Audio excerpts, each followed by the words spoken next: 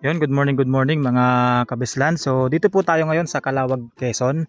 So new property tayo mga kabisland. So ito pong property natin mga kabisland ay tuhog po siya ng kalsada. Ano po? So ito ay bagong kalsada lang po ito. So makita po ninyo medyo lupa pa lang siya.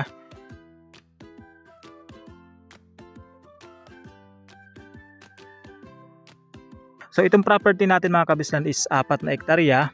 So yung nga lang po malimit po dito yung nyog kasi ito po ay marami daw po itong tanim dati. Kaso yung pinangakuan na magtatanim po ng citronella pero hindi naman tinuloy. So kaya parang nabiktima din po yung may-ari ngayon, yung may-ari yung seller natin. So nawala yung kabuhayan niya na mga nyugan. So ang mga natirang nyug po dito mga kabisland ay ganito lang siya. Po. Tapos yung mga ganon na mga nyug na maliliit siya, wala pang mga bunga.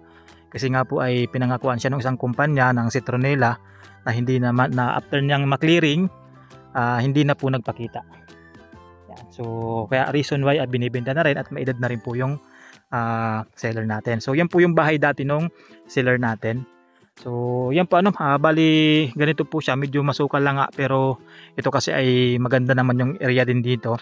So ang layo po nito sa Ecotourism Road mga kabisland ay nasa around 500 to 600 meters lang. So malapit lang naman po siya sa Ecotourism Road. So medyo din po ito mga kabisland medyo overlooking din So medyo madamo lang itong harap na to. Pero po makita po natin yung malinis na area.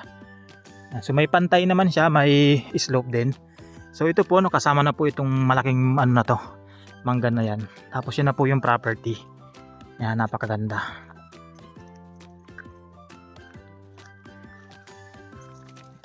So ito po siya yung mga nyug na pinutol niyan na dating nyugan.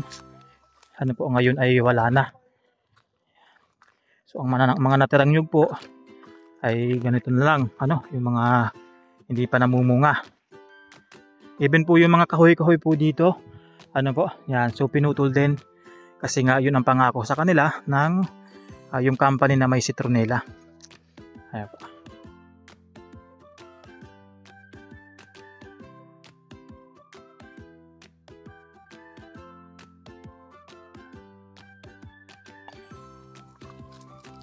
So ito po mga kabisland, po ito, slow po siya, Yan, slow po siya.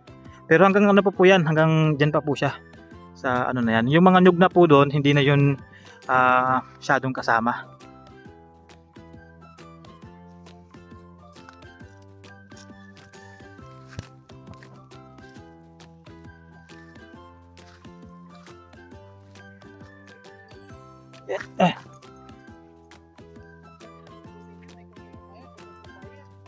So ito mga kabisland, kung gusto nyo marating po itong property, magdadrive lang po kayo kung galing po kayo Metro Manila, mga 6 hours to 7 hours drive.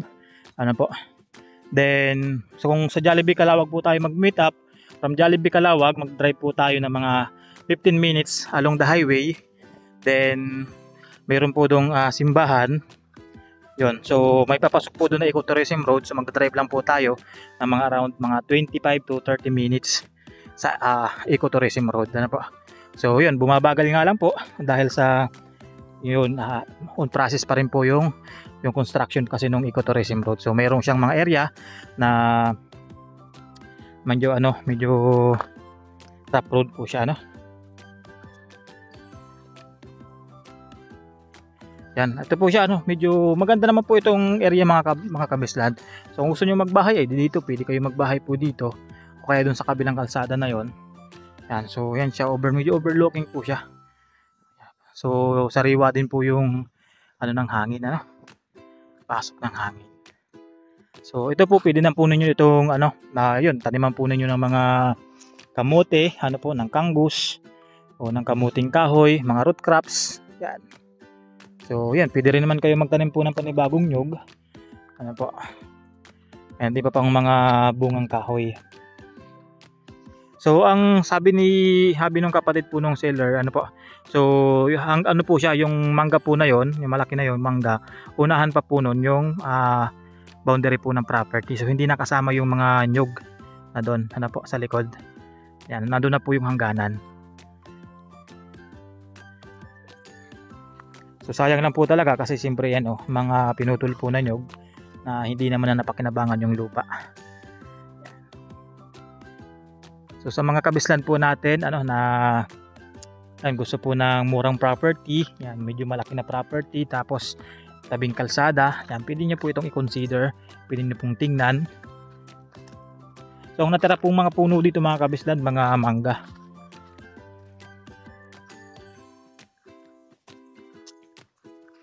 Tapos ito yung dating lukaran po nila ng nyog.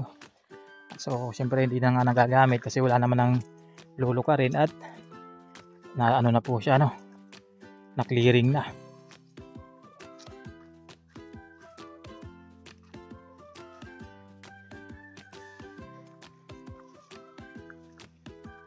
Yan po siya, maganda. Yan po ito mga kabislan, ito kapatagan to. Kapatagan po yan, nakikita nyo na yan. Maganda po yan. So yan, kayo pwedeng magtanim po kayo ng gulay. Ano po? Mais, maganda po yan kasi siyempre lantad na lantad po sa araw. Yan, so wala pong talagang haharang sa kanila. Sa paghahayupan, pwede rin po dito yan, pwede kayo mag-alaga ng kambing, ng baka. So may mga damo naman po dito. May mga damo pa naman na kinakain ng baka. Kaso ngayon kasi sinusunog po nila ngayon. Yan na lang po yung mga natitirang mga nyug. Iilan na lang pong piraso. So may mga anahaw din. Ano po. So ito medyo masukal pa siyang area na to.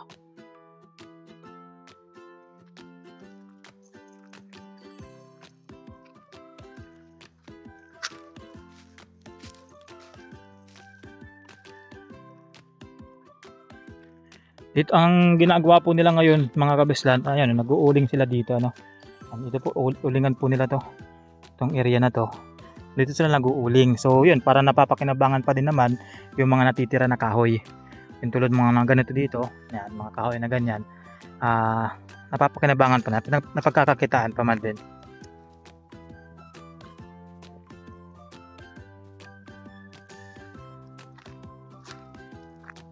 Yan, so kung gusto pong nyo makita itong property mga kabisland, schedule lang po kayo ng tripping, message lang po kayo sa aking YouTube channel, sa aking Viber, WhatsApp, aking cellphone number. Yan.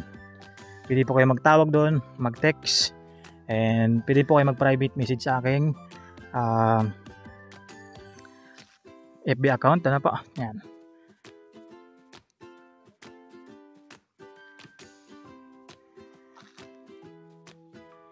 So yun, hanggang dito na lang tayo mga kabisland. Kung meron pa naman po akong hindi nasabi sa inyo, na information, yan, pwede naman, feel free to ask lang po. Yan, sasagutin ko naman po yun.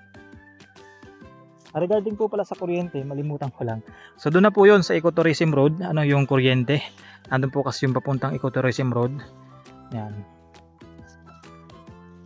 Andyan po siya ngayon, andyan po siya.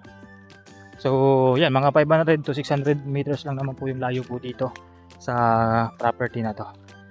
So pagdating sa tubig, yun, deep well lang din po.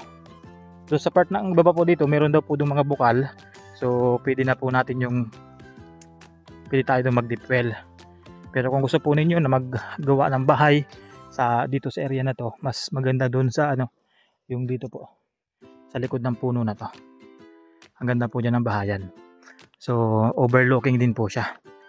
Medyo hindi naman siya ganoon ka overlooking, pero ang ganda ng ambience.